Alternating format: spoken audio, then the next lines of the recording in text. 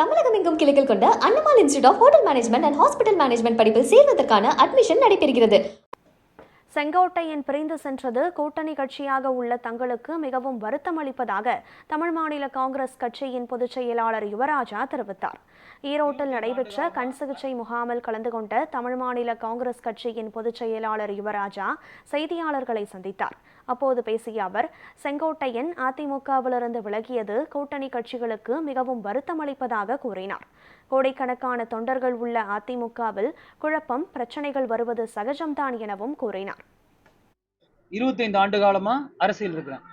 தேர்தல் சமயத்திலே குறிப்பாக 2-3 மாதங்கள் முன்புதான் கூட்டணிகள் எப்பொழுதுமே அமையும்.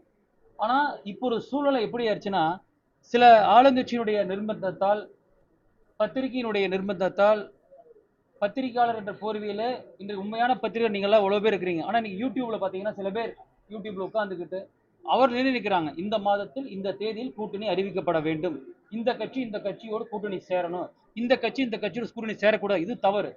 கூட்டணி என்பது தேர்தல் நேரத்திலே அந்த சமயத்தில் எடுக்கக்கூடிய ஒரு முடிவு. அது அந்தந்த கட்சிக்கு உண்டான தொண்டர்களுடைய கருத்தை கேட்டு செய்வாங்க. எங்களை பொறுத்தவரையிலே தமிழ் மாநில காங்கிரஸை பொறுத்தவரை வலுவான கூட்டணியிலே அதிமுக தலைமையில் உள்ள கூட்டணியில் அங்க இருக்கிறோம்.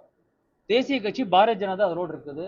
தமிழகத்திலே மாற்றத்தை விரும்புவோர் நிச்சயமாக அதிமுக தான் வந்தாகணும். காரணம், இன்றைக்கு தமிழகத்தில் பார்த்தீங்கன்னா கடந்த 50 ஆண்டு காலமாகவே இன்றைக்கு ஒரு சிறந்த ஆட்சியை அது புரட்சித் தலைவர் எம்ஜிஆரா இருக்கட்டும், அம்மாவா இருக்கட்டும், 4.25 ஆண்டு எடப்பாடி பழனிசாமியா இருக்கட்டும் மக்கள் ஆட்சி கொடுத்துட்டு வந்தாங்க.